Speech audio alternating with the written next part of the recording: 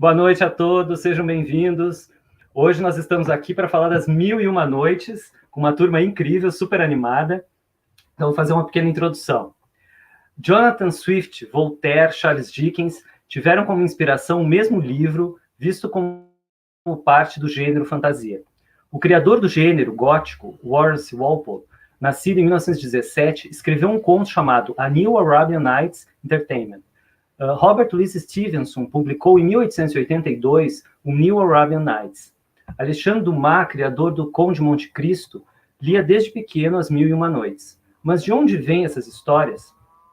Quando o profeta Maomé morre em 632 d.C., já havia criado um exército organizado de nômades, os quais, com proles numerosas e muita dificuldade em melhorar seus meios de subsistência, continuamente buscavam ocupar novos territórios. Em 661 d.C., quando começa o califado omíada, desde uma base tribal e beduína, haviam surgido grandes centros urbanos graças a um governo unificador expansivo. Em 732, o Estado árabe se estendia das fronteiras da Índia e da China até o norte da África e os Pirineus na Península Ibérica. Por volta do século VIII, desenvolveu-se um intenso trabalho de tradução de obras das culturas persa, indiana e grega, e sua fusão no interior da cultura árabe. Por volta do ano 900, um bispo espanhol em Córdoba, chamado Álvaro, reclama que a maioria dos jovens cristãos prefere ler os textos árabes e desconhece a tradição latina. Então, para falar hoje com a gente sobre essa coleção de textos tão importante, né, com tanta influência, nós temos aí, os dois Pedros, um Pedro está voltando aqui, Pedro I, Pedro Criado, a Messiane, o Mamed, e o outro Pedro já estará conosco novamente. Bom, eu vou pedir que vocês se apresentem rapidamente. Professor Mamed, o senhor quer começar?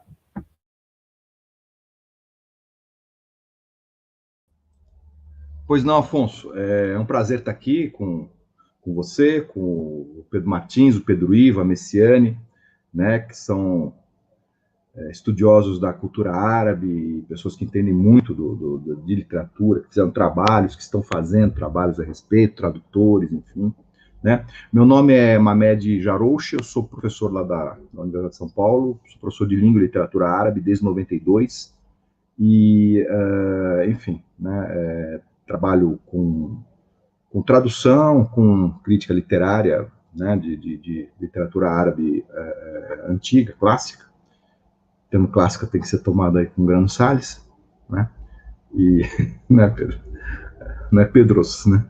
Messiane. E enfim, e nesse momento eu estou traduzindo, eu traduzi 4 volumes das Mil e Uma Noites e estou traduzindo agora outro volume que talvez sejam 2. Eu não sei porque não está nem na metade ainda e eu já tenho o equivalente a 350 páginas, né? Então eu acho que não vai dar para ser um volume só, né? Muito certo. Bem. Criado, por favor.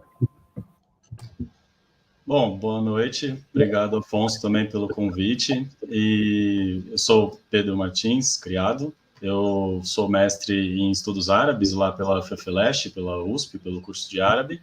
Né? Também sou graduado em letras, português e árabe.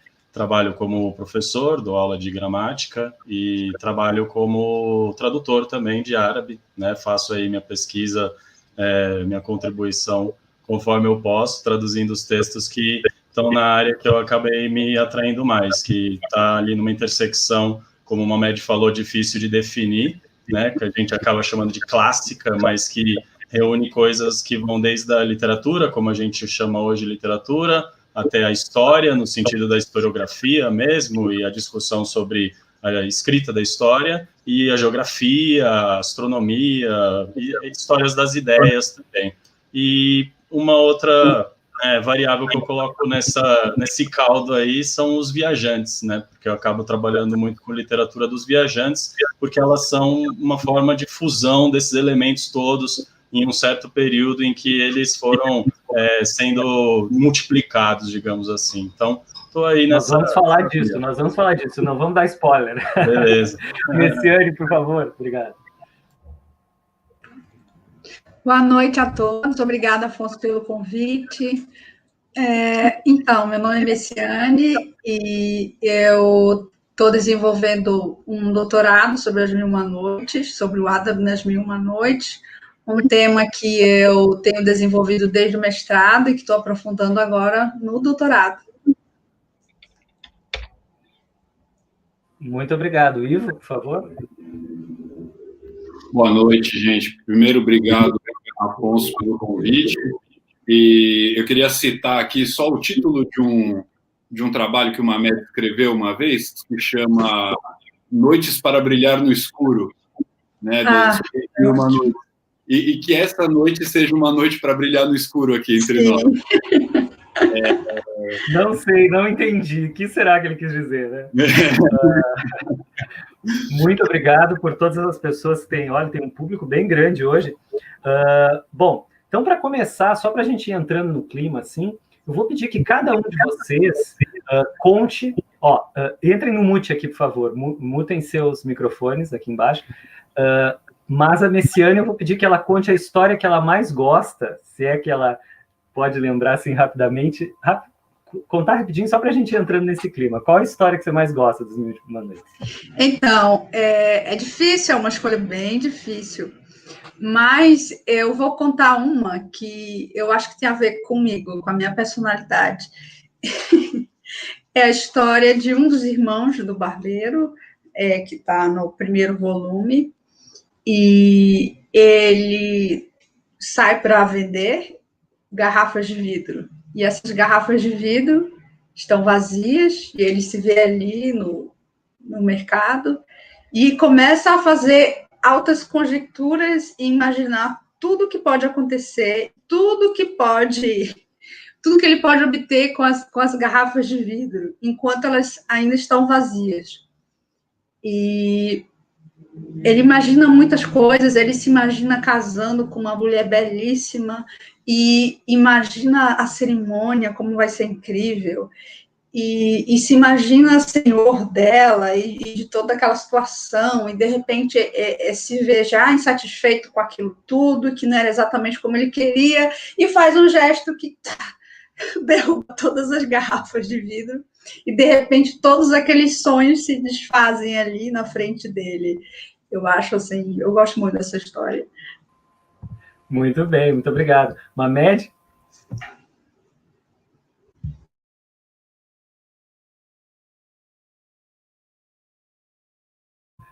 Você está mudo, Mamed, a gente não está te ouvindo. Tá, desculpa, é falta de prática, né? Eu gosto muito eu vou tomar a dianteira aqui, a história de um dos calenders, né? O Pedro também gosta, que é ele acaba, são várias vicissitudes, né? Que ele sofre, né? Um rapaz, enfim. Mas ele chega numa situação em que ele acaba como um náufrago, ele vai para uma ilha, né?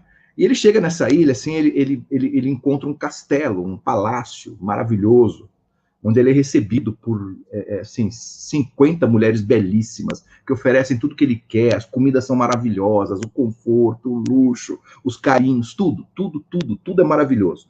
Ou seja, ele não precisa de mais nada, ele tem tudo que ele quer, né? Só que chegou um determinado dia que as moças dizem para ele: elas eram todas princesas, nós temos que visitar nossos pais, que são reis. A gente volta daqui a uma semana. Você pode, o lugar é seu. Apenas não entre naquela sala. Né? Exatamente, então ele fica, né? Então, primeiro dia, o segundo dia, o terceiro dia. Aí quando chega, ele não aguenta. Aí ele vai e entra na sala, enfim, né? Se desencadeiam assim, várias desgraças e a vida perde o olho, enfim. A vida dele vai para o espaço, né? Eu gosto dessa história porque somos nós, né? Somos nós, né? Quer dizer, você está numa situação de absoluto, assim, domínio, você domina as coisas, você tem todo o conforto, enfim, mas, como é que fala? Na verdade, essa história, ela fala sobre a insatisfação humana, né?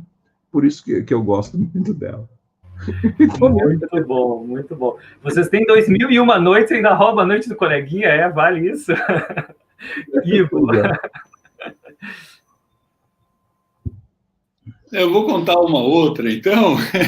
Eu vou contar a noite que eu trabalhei no meu mestrado, que é uma noite que me acompanhou noites a fio, nas minhas noites de sono, nos meus sonhos e tudo, que é a história do Nurdin e da Shams Nahar, que é uma das histórias mais bonitas de amor que tem no mundo, né? Ela é concubina da rei e ela não pode ter mais nenhum relacionamento amoroso com ninguém, mas ela se apaixona por um príncipe, que é o Nurdin. E os dois vivem um amor impossível, mas eles não conseguem ficar juntos, porque o amor é impossível. Então, eles são obrigados a se separar. Mas aí eles vão lá e se encontram escondidos. Só que quando eles se encontram escondidos, o amor é tão forte, tão grande, que na hora que eles se veem, eles desmaiam. E aí eles acordam, e aí tem que fugir, e aí depois faz um outro encontro, e na hora que faz outro encontro, eles desmaiam de novo. E no fim eles precisam se separar. Só que o amor é tão grande e o sofrimento por não poderem estar juntos é tão grande que eles acabam morrendo ao mesmo tempo, mas separados. Mas é uma história linda, vale a pena ler essa história. Lindo, muito bom. Vocês viram que nós estamos aqui com o professor Breno, também da USP, que amanhã estará aqui, né, com a Flávia, com o Danilo. Nossa turma aí já está virando quase um mês grego. Só acho que vocês vieram nos salvar aí para dar. Criado, por favor.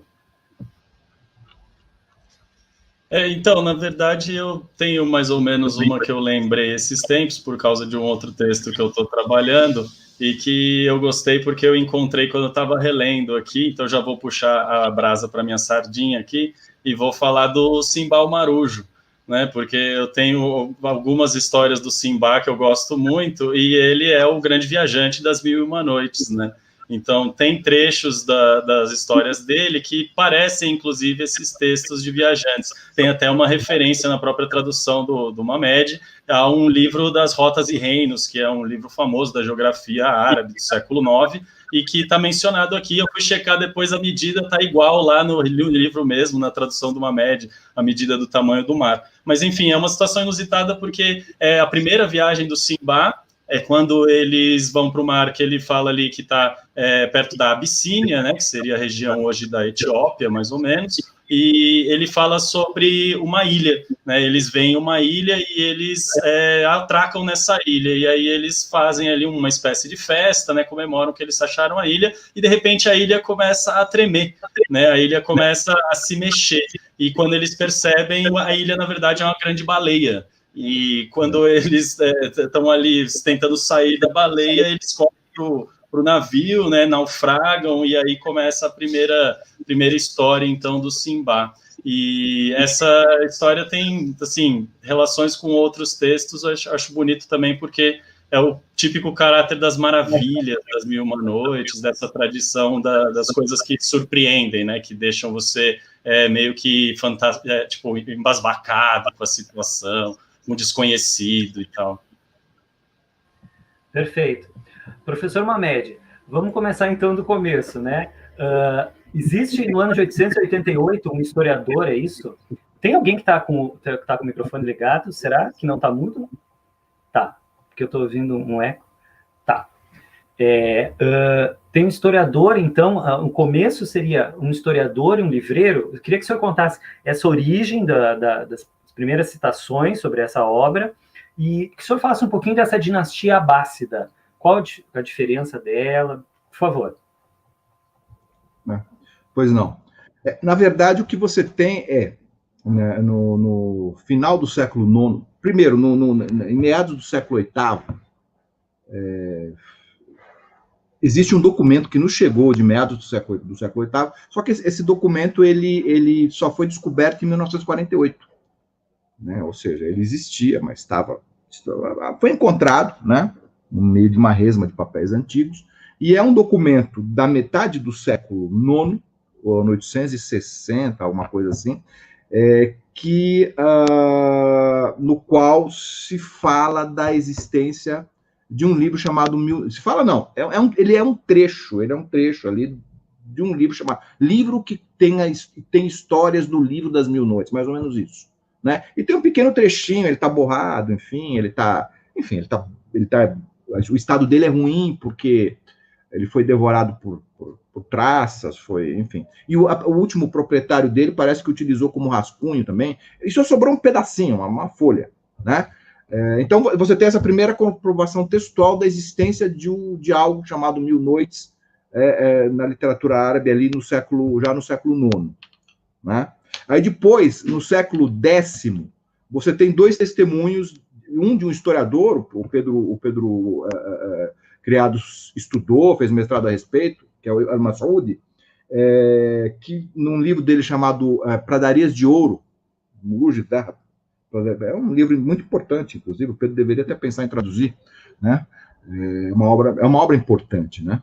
E nessa obra, em determinado momento, incidentalmente, aliás, o Al-Mas'udi ele faz referência ao livro das Mil e Uma Noites, né? Até existem controvérsias, porque diz que em algumas edições está só em alguns manuscritos está só 1000 noites, né? Em outros 1001 noites, enfim, o título talvez ele tenha ficado um tempo, ele tenha oscilado entre 1000 noites e 1001 noites, você não consegue definir exatamente como isso se deu.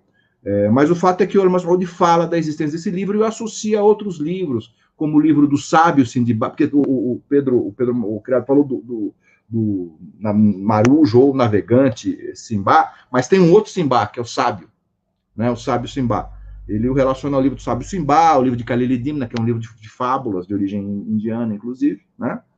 E já mais para o final do século X, um livreiro, era um cara que trabalhava com venda e compra de manuscritos. A gente chama de livreiro, né? Mas não eram livros exatamente, eram manuscritos. Eram livros, mas livros manuscritos.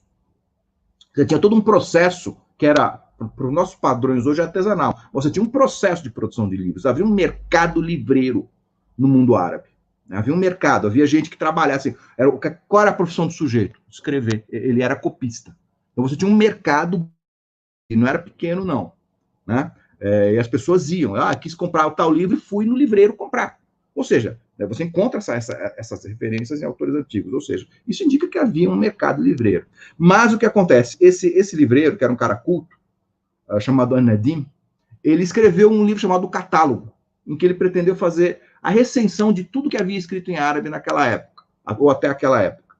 E então ele dividiu o livro em capítulos, e no 8º capítulo ele fala, é um capítulo dedicado às narrativas, como é que se diz? As narrativas aos serões, ou seja, é dedicado àquilo que hoje nós chamaríamos de histórias ficcionais, né? É um capítulo dedicado àquilo que chamaríamos de a coisa ficta em oposição à coisa facta, né? É o capítulo das coisas fictas. E aí, esse capítulo também é subdividido, né? E logo no começo ele fala de um gênero chamado Samar, cujo plural é asmar, que são histórias noturnas. Era um gênero. Eu não sei precisamente quais características teria esse gênero, quer dizer, o que faria esse gênero, o que faria uma determinada narrativa pertencer ao gênero das histórias noturnas. Talvez a vontade de contá-las à noite, né? Enfim, né? É uma possibilidade. Mas ali, ele fala das Mil e Uma Noites, né? Na verdade, ele fala de um livro persa chamado Hazar Afsan, cujo significado em árabe é 1000 fábulas. Esse livro se perdeu. Ele dá um pequeno resumo do que chamaríamos de prólogo moldura, né? E aí ele diz que esse livro foi feito para Romana, filha de Bahmana. Ele cita reis da dinastia Ashgânida, não é nem Sassânida. A dinastia Sassânida, persa, foi a dinastia que os muçulmanos, que os árabes derrotaram. Mas antes deles houve outra, né? Houve outras, aliás. A Pérsia tem uma história milenar, né? E eles falam da dinastia Ashgânida, que eu não creio que seja aquilo que nós chamamos de Aquemênida, né? Algo posterior. Eu acho que é algo imediatamente anterior aos Sassânidas. Mas, de qualquer maneira, ele remete às Mil e Uma Noites a uma coisa antiga. Só que, isso que ele diz, nós não temos nenhum vestígio documental, nada. Não chegou uma única e mísera, escassa vírgula. O que nós sabemos foi o que a Nadim falou a respeito. E um pouco a Al-Mas'udi também. Saiu daí, não tem. E eu queria que o senhor aproveitasse, o senhor citou dinastias, falar mesmo quem são os abássidas e se houve um renascimento no século IX em Bagdá, é isso? Na verdade, veja, é que isso acaba sendo muito longo, né? Mas a questão é, o Islã, o Islã surge como religião revelada na Península Arábica no início do século VII. Né? Você tem a pregação de um homem chamado Muhammad, que inclusive hoje há controvérsia se o nome dele era Muhammad mesmo. Né? Tem muita discussão a respeito, isso gera briga. Se você conversar com um muçulmano mais rigoroso, ele vai dizer, não, você está caluniando a minha fé. Né? Você sabe que o dogmatismo ele é um pouco inimigo da pesquisa e do conhecimento histórico. Né? Porque a crer nos muçulmanos, Muhammad, que significa extremamente louvado, ele se chamava também Ahmad, que significa o mais louvado, se chamava também Mustafa, que significa purificado, e teria outros milhares de nomes. Né? Milhares não, mas teria um monte de nomes. Né? Ou apelidos, enfim. Né? Mas o fato é que esse homem começa a pregar uma religião e isso, enfim, empolga a Península Arábica, que era um lugar muito pobre, embora fosse uma espécie de rota comercial, mas era mais afastado. Né? E o Islã, então, ele acaba se impondo uma doutrina monoteísta, muito parecida com o judaísmo. Né? Há até historiadores muçulmanos, inclusive, que arriscam a hipótese do Islã ser um judaísmo dos árabes. Né? Enfim, é uma questão controversa, mas o que você tem é o surgimento de uma fé religiosa que simultaneamente se propôs como um tipo de governo. Diferentemente do cristianismo, que surge nas catacumbas, quer dizer, que se desenvolve nas catacumbas, e que só muito mais tarde vai assumir uma feição de governo e de poder, o Islã não, o Islã cedíssimo se fez poder, muito cedo. Né? Maomé, ele começa a pregar no começo do século VII, e quando ele morre em 632, ele já é o líder no contexto da Arábia toda. Ou seja, ele conseguiu a façanha de unificar a Arábia inteira. E menos de 100 anos depois da morte dele, veja, Maomé morre em 632. Em 711, os árabes muçulmanos já estão conquistando a Península Ibérica. Então você tem uma expansão que para o Ocidente chega até os Pirineus, e do Oriente ela vai chegar até a China. Né? Isso tem consequências até hoje, a região de Xinjiang, né? Quer dizer, isso é problemático até hoje, você vê, as autoridades chinesas têm problema com os muçulmanos lá hoje, né? Isso é fruto daquela expansão muçulmana, né? Que se opera a partir do século VII, o VIII, o IX, enfim. Então, cedo se colocou no Islã a questão da relação do poder com a fé religiosa. Né? Muitos muçulmanos dizem, não, isso é essencial no Islã. Ou seja, é intrínseco ao Islã o fato dele praticar o governo das almas e o governo dos corpos. Ou seja, ele governa o mundo espiritual, como também governa o mundo temporal. Essa é uma discussão porque tem teóricos que dizem que não. Né? Você tem que absolutamente dizem que a questão da relação do Islã com o governo é puramente circunstancial. Isso é algo espinhoso, gera briga, gera confusões até hoje, enfim. Né?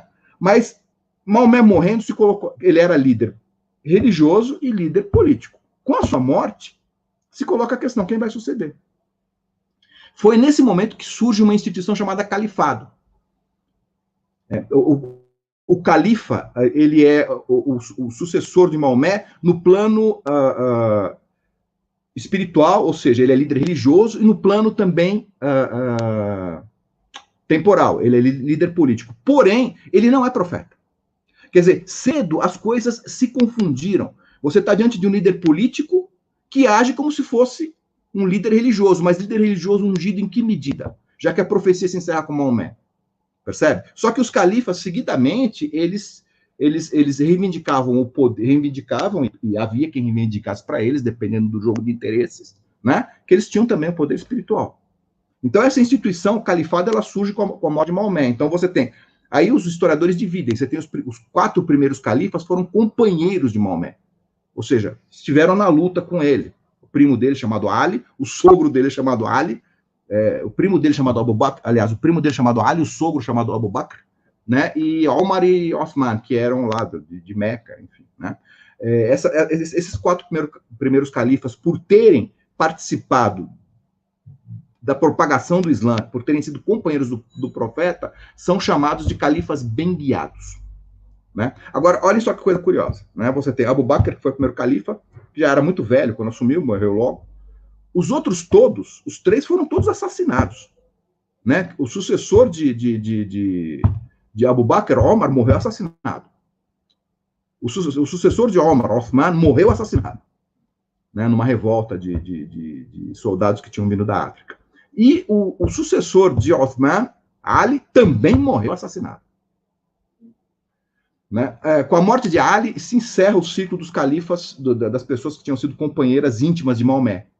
Né? E se cria um problema, que eu não vou entrar agora, porque isso ficaria muito longo, mas surge uma dinastia. O Islã, que não era, no qual o poder não era de sucessão dinástica, passa a ser. Então, um homem chamado Muawiyah ibn Abi Sufyan, que dependendo do historiador que você lê, vai classificá-lo como um canalha, como um cafajeste, como, inclusive, rogava-se pragas em nome dele, ele falava assim, maldito seja Muawiyah, né, porque ele foi responsável pela morte de Ali, porque ele teria usurpado o poder. Mas Muawiyah instaura uma coisa que não havia no Islã, que era o quê? A sucessão dinástica, ou seja, ele morrendo, o poder passa para o filho dele, que ficou dentro da casa omíada.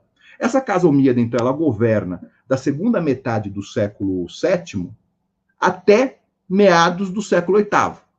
Eles eram o quê? Eles eram ligados à aristocracia de Meca, os omíadas. Inclusive se dizia, esses caras eram todos inimigos de Maomé, queriam matar Maomé, agora eles tomaram o poder.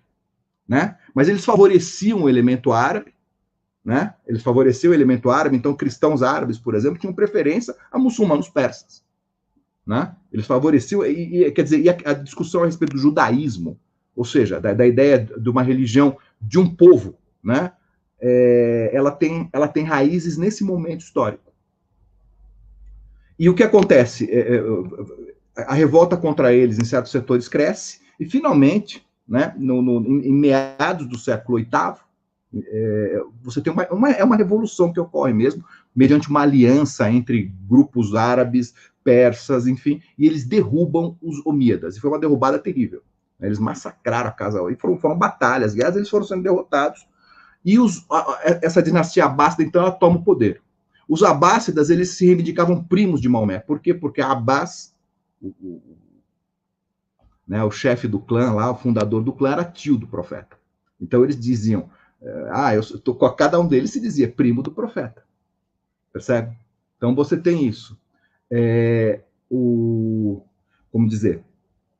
E essa dinastia, então, é sob essa dinastia que você tem o quê? Você tem o florescimento das letras e das artes e o período de maior expansão do Islã.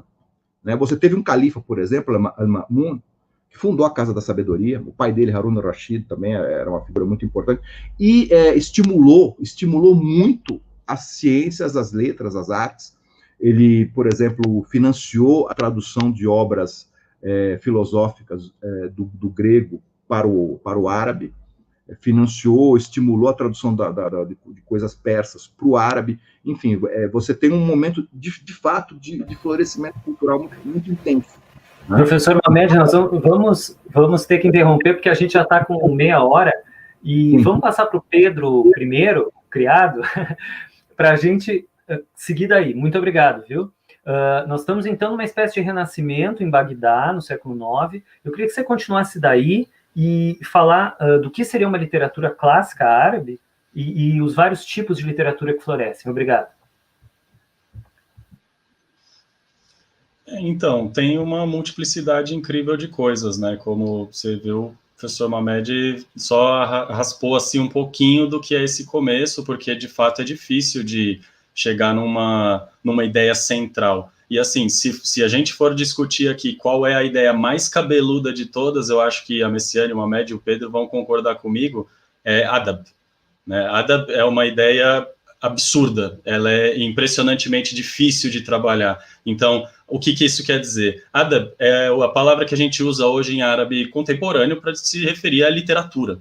Então, essa palavra ela não teve sempre essa acepção. Ela passou por uma história de desenvolvimento, ela passou por uma espécie de processo de influência e por diferentes situações em que ela significou diferentes coisas. Então, a gente tem ali tradições de narrativas de diferentes tipos que não são referidos ainda como adab, no sentido que a gente tem hoje literatura, isso desde a época pré-islâmica.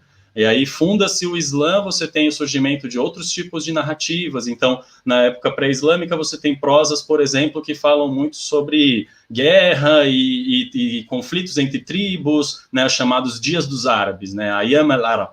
E aí você tem essas narrativas que são, assim, o equivalente ao que seria a prosa pré-islâmica. Isso e as genealogias, né, que é uma tradição também tribal antiga na península. E aí você tem depois, com o Alcorão, uma outra dicotomia, que seria a ideia da qissa, né, que é o que a gente chama uma história, né, seria aquela história que tem um caráter, como o Mamed falou, ficcional por excelência, por mais que não se use esse termo, mas você tem aí uma ideia, por exemplo, de um efeito que eu chamaria parecido com uma parábola, né, seria uma história exemplar, ou uma história que não tem uma intenção de ser realista, e você tem histórias que são a satir, por exemplo, que são mitos, né? São coisas que existem, assim, nesse imaginário, que normalmente são associados aos antigos, e normalmente carregam uma acepção de falsidade, né? Aquilo que você não tem como usar como uma ilustração, né? São crenças antigas, né? Coisas que a gente não tem como verídico e etc. E aí tem uma outra dicotomia depois também, com o amadurecimento do Islã, que seria a dicotomia do hadith e do khabar, que são outros dois formatos de narrativa, que seria o formato, basicamente, relatos atribuídos verossimilmente ao profeta, hadith, e relatos admitidos aí a outras fontes credíveis variadas, que não são profeta, ou khabar, que é como a gente pode chamar relatos, no geral. Então, isso tudo cria uma espécie de consciência de narrar, né? Vários formatos diferentes de narrativa. E aí você tem o surgimento, em meio a todas essas variáveis, de uma certa expressão no final do califado omíada, chamado Adab al-Kutab, que seria o Adab dos escribas, né, que seria o surgimento de uma figura cortesã dentro dessa corte omíada, né, mais especificamente tradutores e autores que o Mamed mesmo já mexeu, já trabalhou bastante, como Abd al-Hamid al-Katib, ou Ibn al-Mukafa, ou Sahel ibn Harun. Esses caras todos, eles trabalharam como escribas, né, naquele momento de transição. O próprio Ibn al-Mukafa chegou a trabalhar tanto para os omíadas quanto para os abássidas e chegou a encontrar a sua morte horrível, né, com os califas abássidas. E aí você tem essa ideia... Vou te interromper, desculpa, para a gente seguir, porque o tempo está correndo. Claro. Desculpa, muito obrigado, viu? Messiane, eu vou te pedir que fale um pouquinho do ramo sírio, tá? O que seria, e dessa questão do formato das 1001 Noites. São histórias encaixadas, como é que é isso, por favor? Então, falar sobre isso também é falar um pouco sobre a origem do livro, que o Mamed já tratou também, apontando que a fonte mais longínqua seria a peça, né, do Hazar Afsan, As Mil Fábulas. Ele mencionou também o livreiro Anadim e a menção que ele faz sobre esse livro que teria sido, mas que existiu, mas que a gente não tem qualquer fonte, né, dele. Mas quanto ao ramo sírio, há a hipótese de que esse livro, peça, tenha sido transmitido da Pérsia para a Síria. Não se sabe exatamente em que circunstâncias. Afinal, trata-se de uma obra anônima e que não estava sujeita a essas regras, né, dos livros canônicos, enfim. Mas dos manuscritos que chegaram até nós, os do ramo sírio e egípcio, eles teriam sido produzidos no Estado mameluco, no século XIV, que na época englobava o Egito e a Síria. Então, essa classificação tem a ver com o local, né, em que esses manuscritos foram produzidos, né? Eles são os mais antigos, então, que a gente tem, com as 1001 Noites. Sim, são os mais antigos. Isso, remonta ao século XIV, né? O primeiro e o segundo volume, e o terceiro e o quarto volume a partir de manuscritos que foram editados no século XVIII, né? Mas faltou a gente falar do formato, né? São histórias... Sim. Das narrativas encaixadas, é a sua segunda pergunta, né? Então, esse formato, ele é um formato muito incrível, né? Que é desenvolvido pela narradora, o engaste, quando uma história é englobada pela primeira e cada personagem que vai surgindo acarreta uma nova história. É um recurso que a narradora utiliza também para prolongar essa história, e claro, como cada narrativa equivale à vida, Então, ela é um recurso que ela utiliza para prolongar isso, e, ao mesmo tempo, esse encaixe, ele é indicado pelas dimensões dessas histórias que são encaixadas, pelos significados que elas têm, né? Porque quando ela conta uma história dentro de outra história, ela vai atingindo o tema fundamental e produzindo um reflexo, né? Da narrativa principal nas outras narrativas. A gente tem, na primeira história que ela conta, que é do Mercador e o Gênio, onde ela encaixa uma narrativa que praticamente espelha a condição dela, e aí depois histórias que vão se encaixando e surgindo e desenvolvendo esse tema, até chegar num ponto que chega naquela que Borges considera a noite mais mágica de todas, a noite número 602, onde o rei vai escutar a sua própria história de uma forma, assim, praticamente direta, o que vai tornar essa obra assim, infinita e circular, porque ela é capaz de conter a si mesma. Qual é essa história mesmo, só para a gente lembrar? É a história 602. Na verdade, ela está no suplemento das noites. Tanto que acho que foi o Italo Calvino que disse que não achou essa história. E ela existe. Dizendo que o Borges tinha inventado a história. E, na verdade, não, ela existe mesmo. Seria muito borgiano, né? Bom... Borgiano demais, né? Não, e o Calvino ainda diz, não, ele tem razão de ter inventado essa história. Ele está certíssimo de ter inventado essa história. Você também é um borgiano. Ivo, obrigado, Messiane, foi ótimo. Vou te perguntar sobre... um imaginário riquíssimo, né? Que teve toda essa influência que a gente falou, tem todo um bestiário, mas queria que você falasse dos famosos gênios, das bestas todas, dos ghouls, tudo que tem lá, por favor. Esse é um tema muito legal de se falar, porque a gente acaba crescendo assistindo os filmes da Disney, né? E achando que gênio é aquele cara azulão com os negócios dourados, assim, Alibaba e os 40 ladrões, não sei o que. Não tem nada a ver com isso. O cara não vem e fala para você, não, você tem 3 desejos e eu vou realizar para melhorar a sua vida. Não, muito pelo contrário. O cara chega para você e fala assim, eu vou te matar. E aí você fala, não, peraí. E se eu te contar uma história, você não me mata? Aí fala, não, a história tem que ser boa para eu não te matar. Então, assim, o gênio, ele não é essa figura boazinha, essa figura dadivosa. Não, o gênio é um cara maléfico, o gênio é um cara sádico, né? Tem até um casal de gênios lá no volume 2, a Maimuna e o Danhash, que os dois, eles, ao bel prazer deles, eles ficam carregando um moço e uma moça só para colocar um do lado do outro para ver qual é mais bonito. E aí fica a gênia falando, o meu é mais bonito. Aí o gênio fala, não, a minha é mais bonita. Então vamos fazer o seguinte, eu vou virar uma pulguinha, vou picar ali e acordar um dos dois. O que se apaixonar primeiro pelo outro é o mais feio. Então eles ficam brincando com os seres humanos como fantoches, sabe? Esses gênios são sádicos, são figuras maléficas, são figuras sanguinárias. Tem o famoso gênio do prólogo Moldura, que carrega uma mulher aprisionada numa caixa de vidro, sabe? Gigantesco, que sai do meio do mar. Então são figuras demoníacas mesmo, tanto que a palavra árabe, né, ela pode significar demônio, né?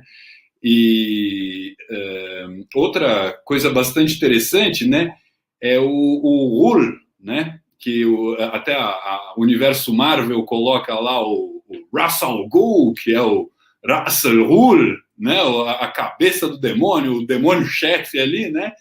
O Ghul é uma figura assim horrenda, se alimenta de carne humana, sabe? Ele engana os seres humanos, ele se faz passar por ser humano para enganar o ser humano para poder comer. E aí até tem a história lá de uma ogra, de uma ula, que se transforma em mulher para seduzir o cara, para matar o cara e dar de comer para os filhos dela, sabe? Para os ogrinhos, né? Para os rulinhos ali. E os animais? Vamos falar um pouquinho dos animais, por favor. Os animais, assim, eles servem como metáforas dos seres humanos, né? Então você pega ali o boi para contar a história do boi, para ensinar a atitude do boi como deveria ser a atitude humana, né? Então você conta o macaco para mostrar que a atitude do macaco ali, que tem até os testículos dele presos ali, que é para ensinar o cara a não ir além do limite dele, né? Então, os animais, eles aparecem de uma forma bastante metafórica, né? Para ensinar mesmo, para educar. E isso já está nos outros livros também, aí que o Pedro e o Mamed citaram, né? O Leão Chacal, a Messiane falou também, né? Do Khalil Dimna, o Leão e o Chacal Mergulhador. Então, os animais, eles aparecem com essa grande força. Só mais um comentáriozinho sobre o gênio. Gênio é muito mais o Jafar do Aladim do que o azulão, né? Então não dança coisa muito, maléfica, né? Mesmo. Obrigado, Ivo. Professor Mamed, esses textos, de certa forma, fizeram um caminho até a Europa, né? Eles têm uma influência grande na Espanha, depois a alquimia, por exemplo, é bastante influente na Europa, pelo pouco que eu sei. Queria que o senhor falasse um pouquinho desse caminho que os manuscritos vão fazer, porque, por exemplo, parece que o mais importante atualmente está em Paris, não é isso? O manuscrito mais importante. E queria que o senhor comentasse, assim, o que mais lhe surpreendeu nessa pesquisa que o senhor teve que realizar com manuscritos, o que mais assim, lhe surpreendeu nessa pesquisa toda, por favor. Obrigado, Afonso. Olha,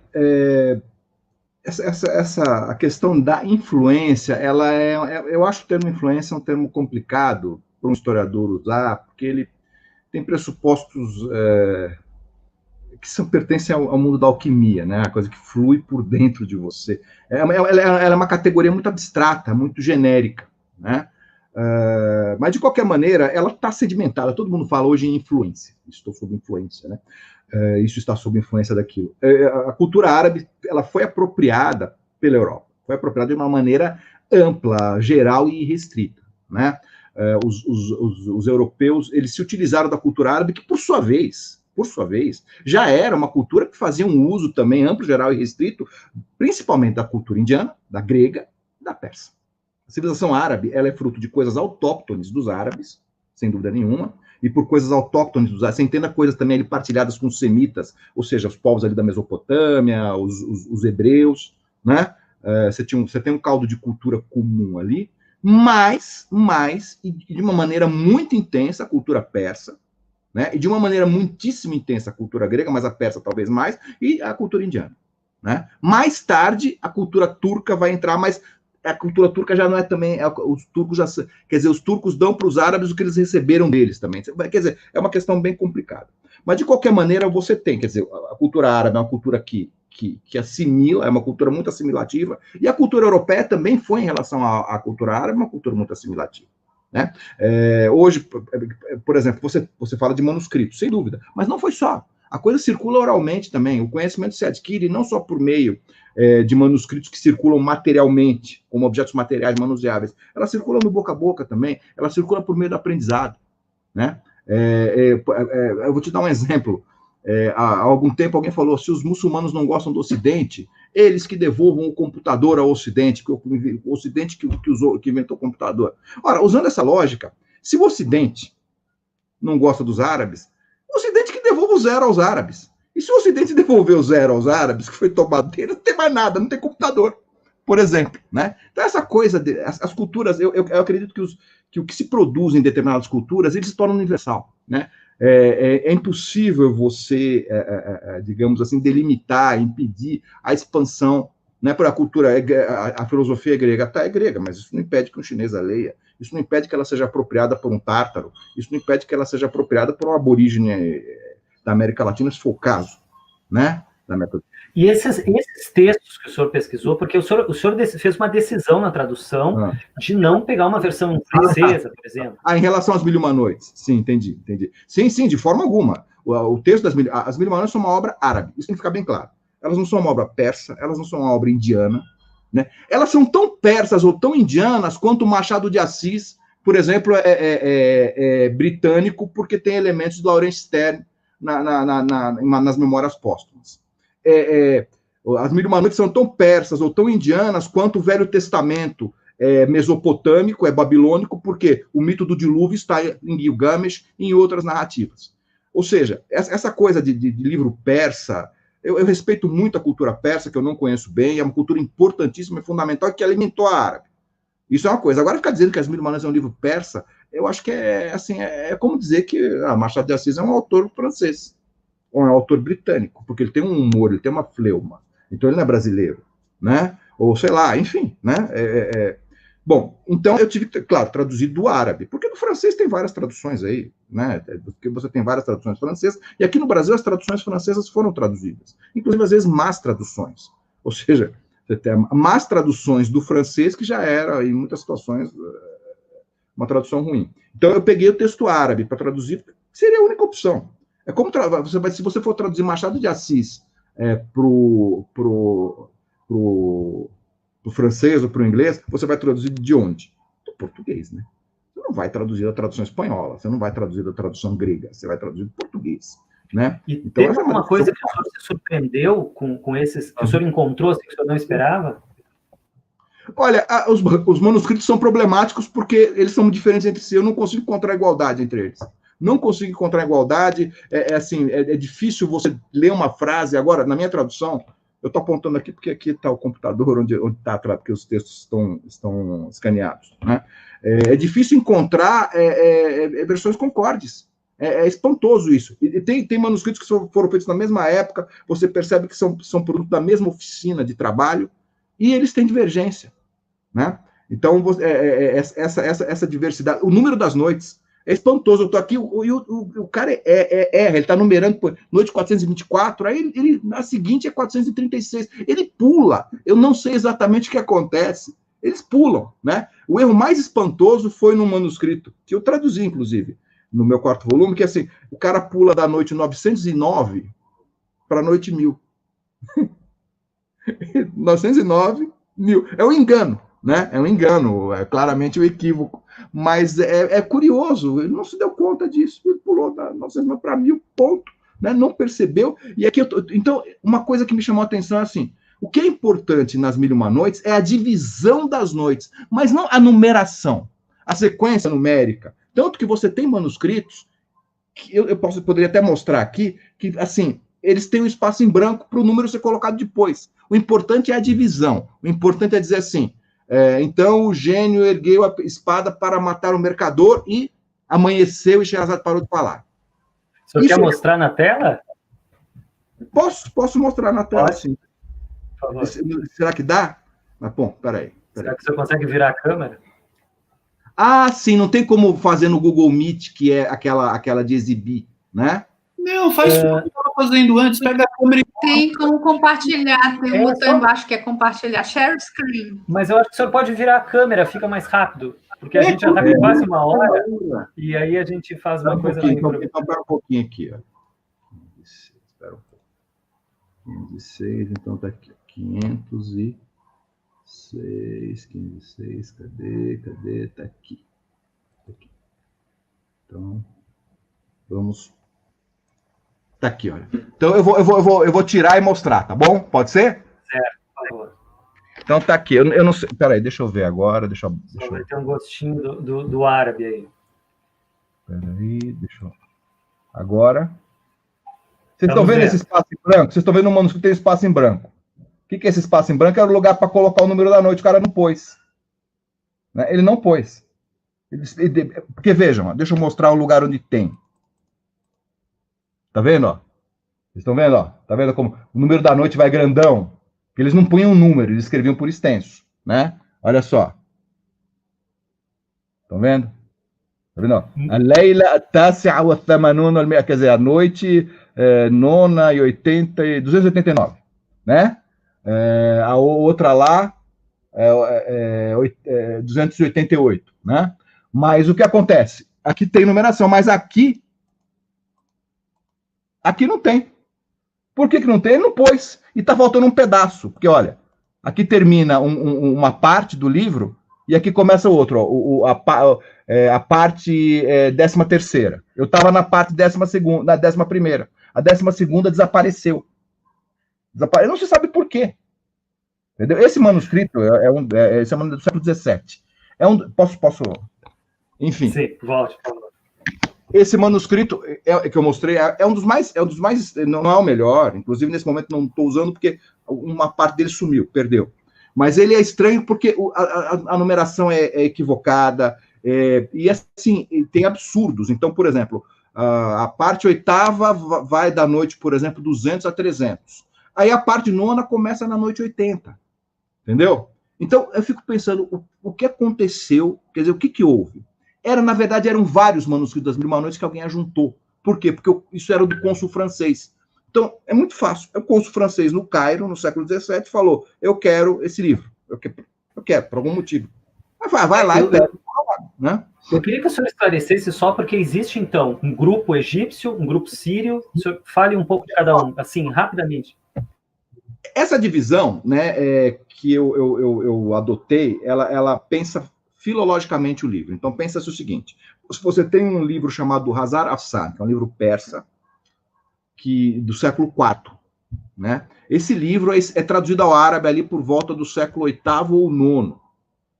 O livro persa se chamava Mil Fábulas, o texto árabe, ele desde cedo tem a tradução de Mil Noites. Só que isso acaba não prevalecendo. Por algum motivo, o Borges, por exemplo, o Jorge Luiz Borges, ele diz assim, o Borges considerava As Mil e Uma Noites o título mais belo da história da literatura. Então ele dizia assim, e devemos esse título tão belo ao temor místico que os povos semitas têm de números pares. Ele dá uma explicação antropológica, né? O medo.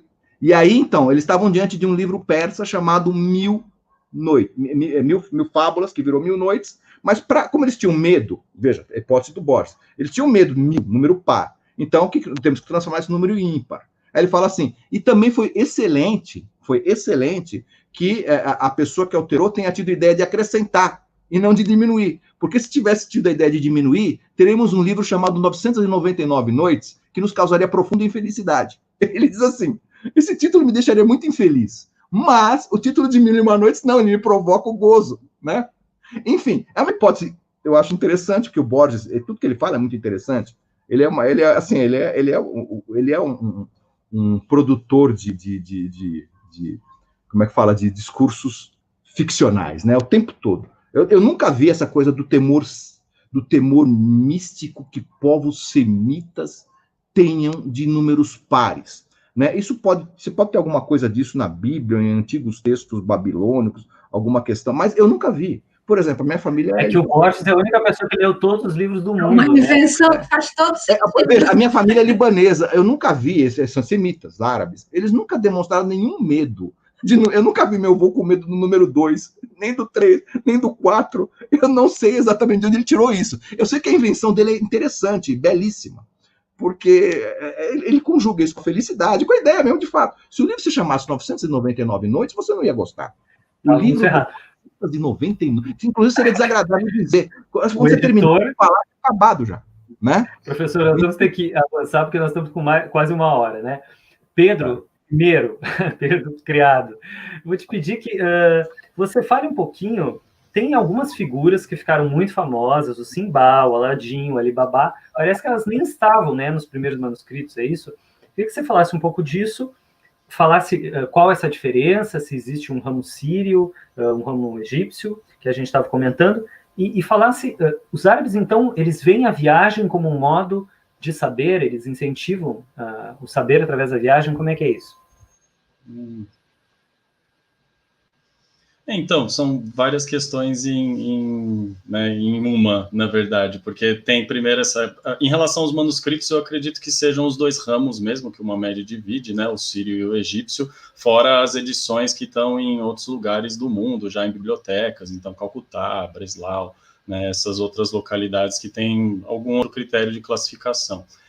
Em relação a essas figuras, né, que ficaram muito icônicas, pelo menos as personagens que ficaram muito conhecidas das Mil e Uma Noites, eu acho que elas ficaram, a maioria delas ficou conhecida depois da tradução do Galland, né, ficou conhecida depois dessa tradução a uma primeira língua ocidental, né, no caso ao francês, e pelo menos o Alibaba, pelo que eu me lembro, foi uma história que não fazia parte antes até a tradução dele, né, pelo que o Mamed comenta, acho que no 4º volume, que é uma das histórias, se não me engano, essa e o Aladim, que foram contadas pelo monge, né, pelo monge sírio, né, pelo outro autor que conheceu o Galã e que contou ali algumas histórias árabes para ele e que fez parte depois, a edição aqui, Hana Diab, não, como é que é? É isso, Hana Diab. E ele contou ali algumas histórias, né? O que não é o mesmo caso do Simba, até onde eu saiba, né? O Sindbad mesmo é um outro nome que já faz parte de um certo outro imaginário. E, inclusive, o Mohamed falou, tem uma referência perto da referência do Mas'ud ao Hazar Afsan. Ele fala de outras histórias parecidas e ele menciona esse nome também, só que atribuído a um outro personagem, que não é o Simba, o Marujo. E esse nome é curioso porque ele tem um significado muito próprio de uma certa região, né, que foi então dominada mais ou menos naquela época pelo Islã, que seria a região de Sind, né, que dá nome a esse personagem, né, Sindbad. E você tem essa região mais ou menos próxima da Pérsia, que hoje é o atual Paquistão, e que tem o contato com o Oceano Índico. Então, o Sindbad, especificamente, né, o caso, como eu falei, do Alibaba e o Aladdin, não saberia te precisar exatamente, mas o caso do Sindbad, ele é muito inspirado em um tipo de literatura que existia no nível documental, né, relatos de marinheiros, histórias de viajantes que circulavam pelo Oceano Índico. Inclusive, eu estou trabalhando com um livro atualmente, comentei com o Mohamed, que é a grande inspiração da figura que seria originária do Sindbad, que é uma figura a quem se atribui um determinado livro do século IX, chamado Suleiman Tajer, né? Suleiman, o comerciante, Suleiman, o vendedor, né? o negociante ali. E ele era um navegante, ele faz um relato que é uma das fontes mais antigas em árabe sobre China e Índia, com algum grau de detalhamento de uma pessoa que conheceu de fato, que teve ali uma experiência autóptica, né, como a experiência de ir até o lugar e testemunhar e relatar e falar de costumes e de ideias. Então, assim, aquela imagem, por exemplo, da ilha que eu falei na história no começo do Sindbad, ela não é exatamente atribuível ao relatos da China e da Índia, ao Suleiman Tajer, mas tem ali indícios que você percebe que deram origem a essa fabulação, né, um processo de fabulação desse tipo de literatura do marinheiro e que transforma-se numa espécie de função cultural literária chamada Sindbad e o Marujo. E aí você tem trechos que são, inclusive eu estava aqui pesquisando, até separei, né? Se puder ler o trechinho, eu posso ler aqui o trechinho da tradução do Mohamed. Pode ler, por favor. E mostrar aqui para vocês como é que funciona. Né? Então, só dar um exemplo aqui no caso, né? Eu vou primeiro, acho que vou tentar compartilhar aqui, ou só falar um pouco primeiro do trecho mais ou menos que está no Suleiman. Né? O Suleiman mesmo, ele fala assim, numa certa terra lá perto da Índia existe o rinoceronte, e o rinoceronte ele tem um chifre só, e esse chifre ele é no meio da testa, e quando você corta o chifre, você vê uma marca natural nesse chifre que tem o formato de um ser humano. E em volta do chifre ele tem uma cor escura, mas dentro essa imagem do ser humano é clara, é branca. Ele intimida o elefante, né? Ele é parecido com um búfalo, e ele tem ali, ele não tem juntas nas patas, quer dizer, ele faz uma descrição de um rinoceronte que tem as patas assim, né? A pata dele não dobra, ele não tem cotovelo. Isso é o relato, né? Isso é a parte que seria historiográfica. E aí entra a tradução do Mohamed. Eu estou lá relendo o Sindbad e eu chego nesse seguinte parágrafo. Naquelas paragens havia o rinoceronte, que é do tamanho do búfalo. Ele se alimenta de ervas terrestres e tem na testa do chifre de aproximadamente 60 centímetros de comprimento e 1 palmo de largura. Esse chifre é desenhado de cabo a rabo e se você cortar, verá uma imagem branca em fundo preto, semelhante à de um ser humano ou de um certo animal. Os chineses utilizam, né, falando da China, não coincidentemente, falando da China, utilizam esse chifre para fazer cinturões, e essas unidades vendem por preços de 1.000 dinares, que inclusive é mais barato que no Relatos, que está entre 3 e 4 mil dinares, um cinto. Os marinheiros relatam que o rinoceronte golpeia o elefante, enfiando-lhe o chifre no ventre, erguendo depois a fim de livrar-se dele, mas não consegue, a gordura do elefante lhe escorre pelos olhos, impossibilitando... Aí rola uma imagem fabulosa, percebe? Não tem isso no relato, essa briga não acontece. Ela é uma espécie de efeito cinematográfico, assim, ela é uma dramatização dessa ideia de que, tipo, o rinoceronte intimida o elefante. Então, esse é um tipo de ilustração. E aí você tem aqui esse relato, que é basicamente uma versão, assim, que seria um procedimento comum das Mil e Uma Noites, né? Pega uma coisa que está fundada na realidade e fabuliza de alguma forma, inclui numa história. Então, o que você está comentando é que houve alguém, um viajante, que tinha descrito isso, e depois, quando incluíram nas Mil e Uma Noites, criaram todo o imaginário em torno, é isso? Exato, você tem essa obra específica que é a origem desse trecho, por exemplo, mas outros trechos, pelo menos das viagens, né, outras imagens, inclusive uma pergunta que eu tinha para fazer para uma médica que eu esqueci, tem uma determinada história que fala sobre um procedimento de viagem sufi, que eu não me lembro aonde está, que é chamado o Tai al-Ard, que é essa ideia de uma viagem mística, que eu acho que está em algum dos volumes também das Mil e Uma Noites, eu não me lembro em qual mas queria ver se ele lembrava. Eu também não me lembro. Mas você lembra dessa história, o cara que afunda a cabeça numa fonte, acho que em Bagdá, e tira a cabeça d'água no Cairo, um negócio assim. Pessoal, a gente já chegou em 1 hora, eu acho que... A gente vai ter que fazer outra live, não tem jeito. O público também está pedindo aí. Vamos avançar para... Messiane, eu queria que você falasse um pouquinho do conceito adab, e porque esse conceito ele também vai evoluindo, né, de acordo com a sociedade, que vai se tornando mais complexa. Fala dele um pouquinho, por favor. Só queria comentar, aproveitando a chance, que a função ingrata ficou para Messiane.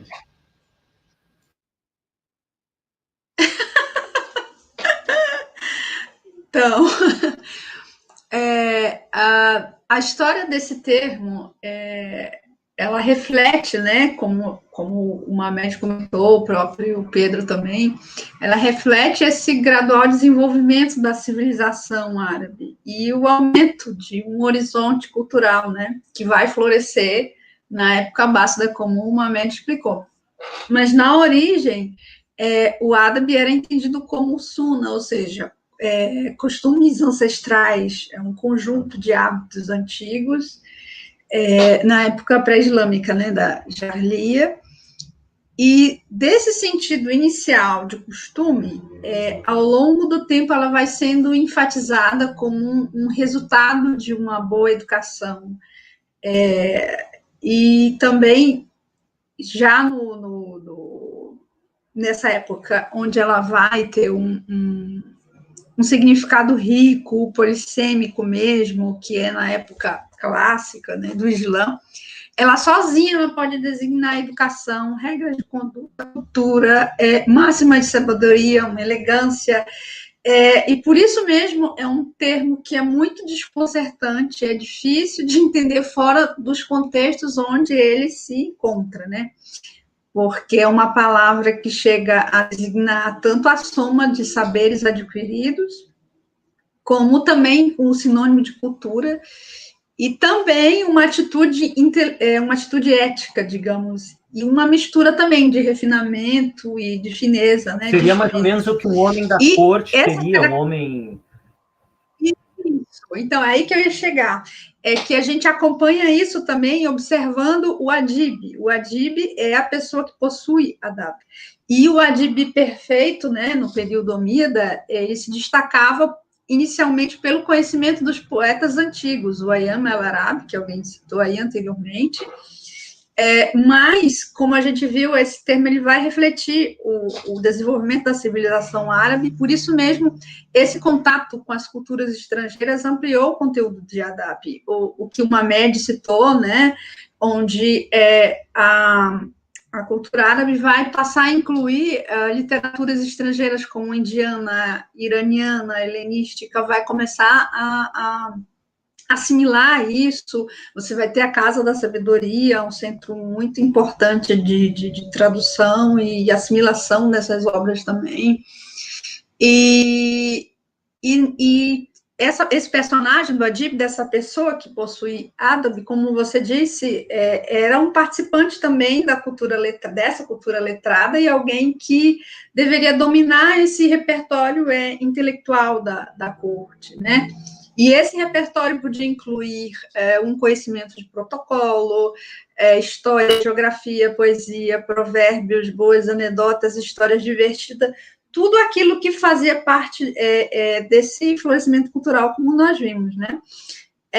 E claro, ele também extraía essa inspiração desse vasto mundo que foi criado pela difusão do Islã, pela expansão, né, desse império, como o Mamed explicou.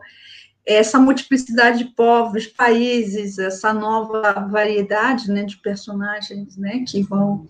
e de culturas, né, que vão sendo assimiladas, e como o trabalho que o Pedro, né, estudou no mestrado, né, Pradarias de Ouro e Minas de Pedras Preciosas, é uma obra super importante, né, como a Mamed falou, você tem que traduzir isso, tem que nos brindar com essa tradução. Messiane, eu vou te pedir para ler o trechinho que você escolheu, porque a gente já está passando de uma hora. Claro, né? Vou chegar lá. Então, tinham que um Adib razoável devia saber, né, no que concerne a geografia e a história dessas dinastias. E, inclusive, né, esse livro, ele tem uma história que é similar à história do Barbeiro de Bagdá, é um livro que cita também As Mil e Uma Noites, e o fato dessa obra do Al-Masudi ser uma obra que é de Adab e que tem uma história que também é encontrada nas Mil e Uma Noites, mostra essa relação, né, do livro das Mil e Uma Noites com uma obra de Adab, e também como o livro ele pode apresentar uma reelaboração de histórias anteriores, né, claro, utilizando acréscimos, mudanças, ou até mesmo omissões, né? E aí, agora eu gostaria que você colocasse aí aquele preâmbulo, acho que é o primeiro slide. Ah, tá aí, sim, é como a história começa. E agora avisamos aos homens generosos e aos senhores gentis e honoráveis que a elaboração deste agradável e saboroso livro tem por meta o benefício de quem o lê. Suas histórias são plenas de decoro, com significados agudos para homens distintos, e por meio delas aprende-se a arte de bem falar e o que sucedeu aos reis desde o início dos tempos.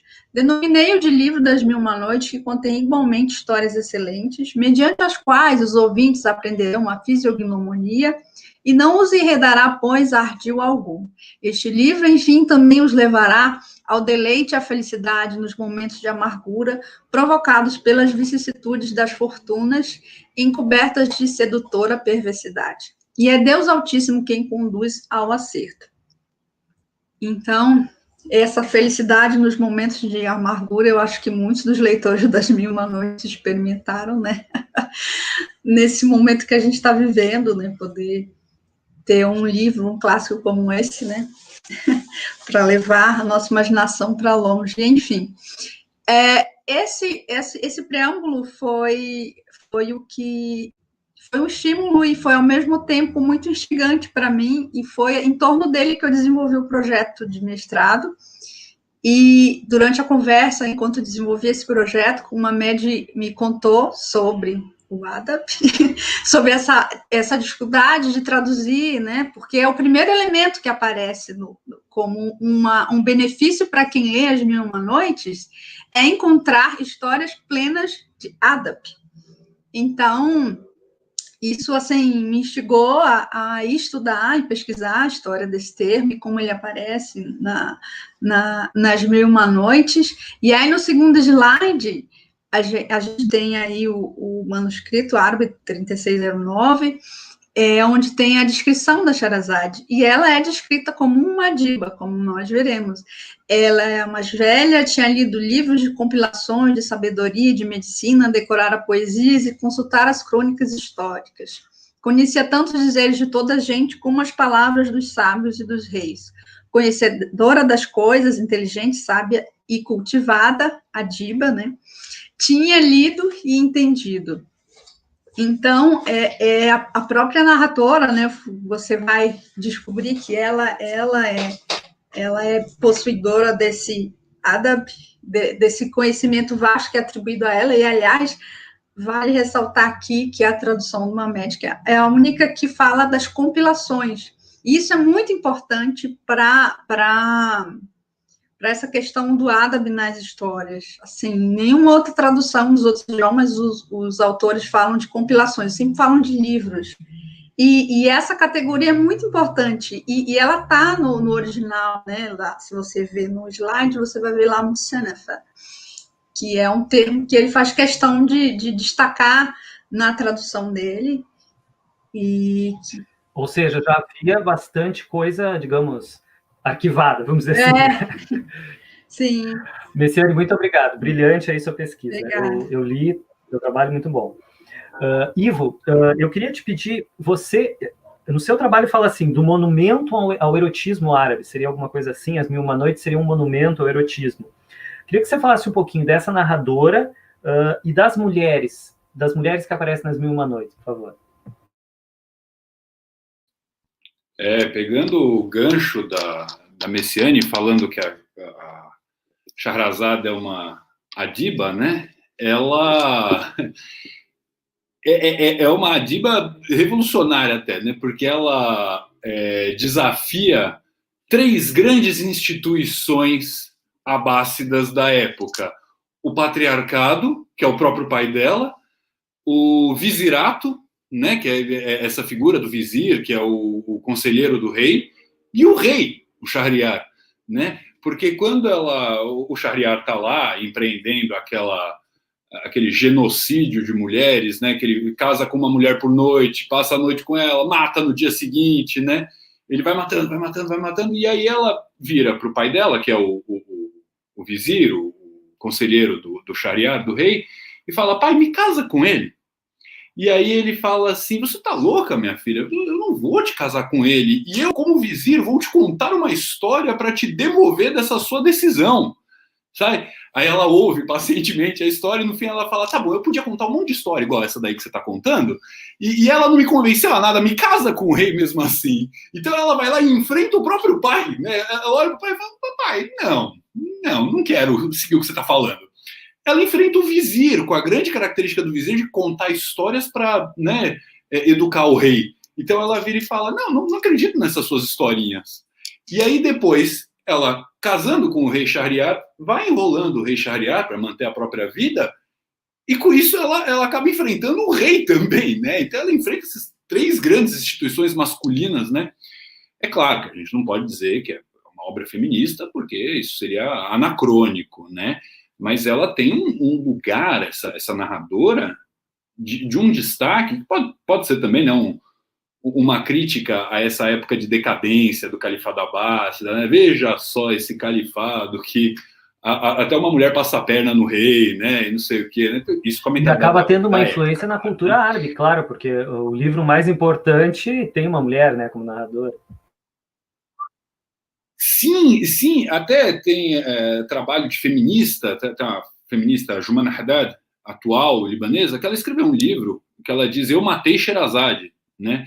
Mas ali ela acaba desqualificando a Shahrazad, em vez de usar a Shahrazad como uma grande mulher, né? Como uma mulher que está ali desafiando as coisas.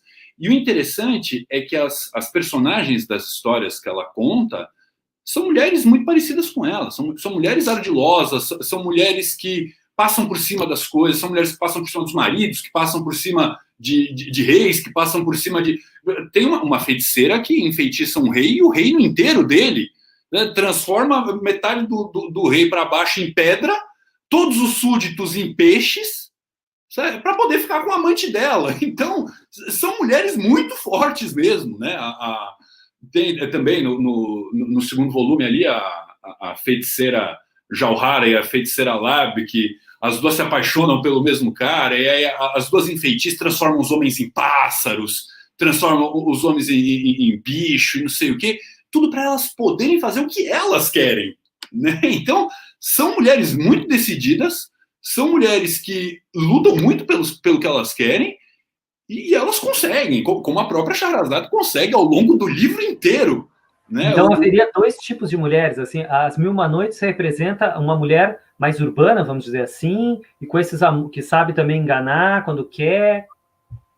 Sim, tem essa mulher mais urbana, tem essa mulher que aparece nas grandes cidades da época, né, como Bagdá, como Damasco, como é a história do mercador, do carregador e as 3 jovens de Bagdá, são mulheres totalmente urbanas, e assim, mulheres fortes também, que andam na rua com a parte de cima do corpo despida, sabe? Elas têm um status que permite a elas isso, né? Então andam pelas ruas como querem e fazem o que querem com esse carregador também quando vão para casa, levam esse carregador para casa. Então, assim, essa mulher urbana, que ela tem essa lascívia, que ela tem essa vontade mais forte e tudo mais.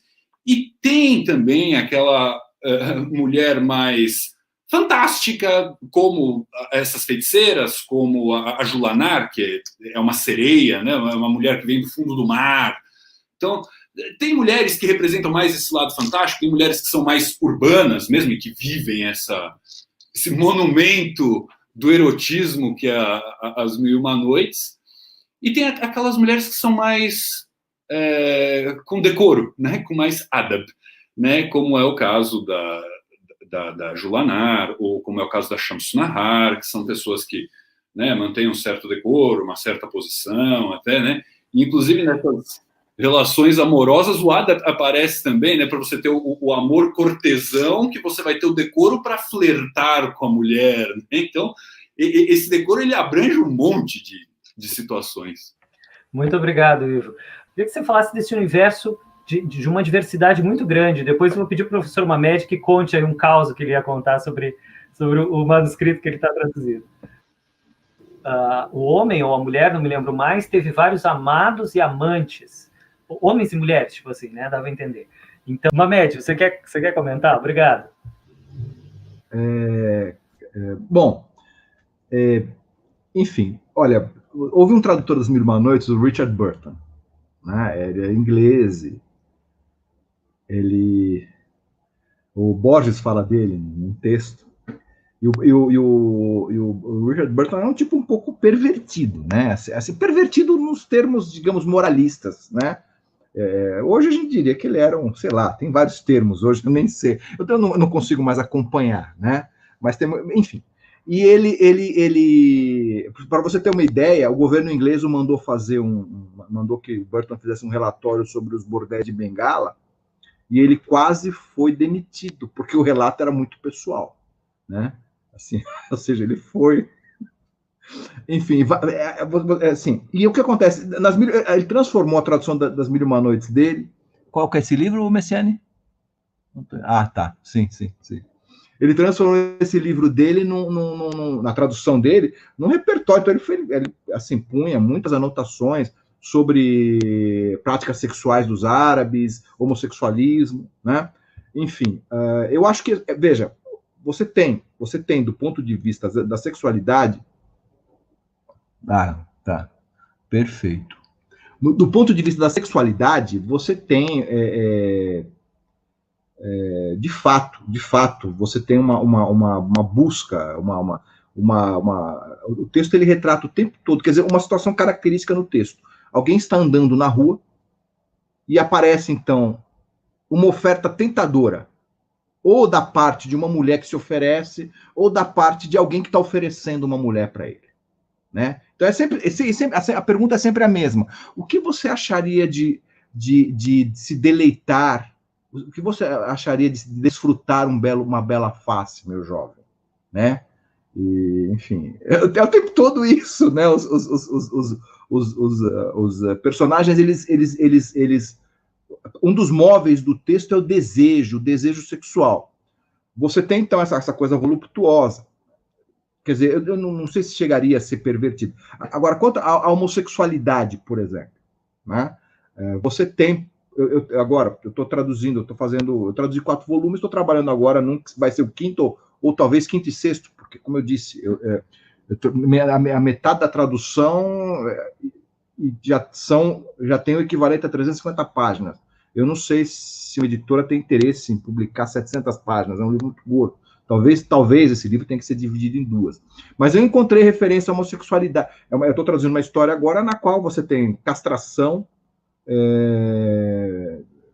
mutilação genital masculina, presença do homossexualismo, alcovitice, está tudo presente ali.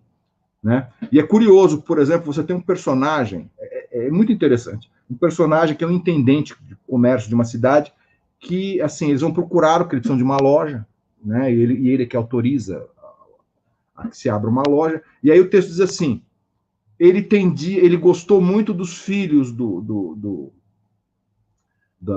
mercador lá, né? Porque ele tendia à acidez, só assim, ele apreciava a acidez. Esse é o termo que se usa em árabe, humuda. Tendia à acidez, meu Deus do céu. Né? Aí eu fui nas versões mais recentes, aí tem lá, e aí preferia o amor dos rapazes ao amor das moças. Aí você entende o que significa preferir a acidez. Tender ou inclinar-se pela acidez. E essa personagem é pintada como alguém que corre atrás de rapazes. Né? Agora, o muito curioso, é que nas versões mais antigas, você não tem exatamente uma censura moral. Ele corre, então, por exemplo, ele descobre que eles foram para o banho público, para a sauna. Então, ele fica sabendo, ele vai para lá. E fica olhando, e o texto descreve. Ele fica olhando os dois meninos que ele está atraído, e ele fica vendo as nádegas deles vibrando. Ele olha. Né? Então coloca o olhar, ele olha para eles, ele os convida para ir comer na casa dele, né? Mas o texto não tem, ele é epidítico, ele descreve, ele mostra mas ele não tem não há nenhuma censura moral, é curioso. Agora, as versões mais recentes têm já tendem a colocar Mais recentes, o senhor diz de que ano? Século XIX. Porque eu estou falando de manuscrito do século XIV, XV, né? 16, talvez. E esse é 19, né? E aí você já tem uma censura maior, assim, uma assídia maior, né? Eu não sei exatamente a que se der. Me parece que você tem uma degradação, né? No mundo árabe há uma degradação. Olha, eu vou te dar um exemplo.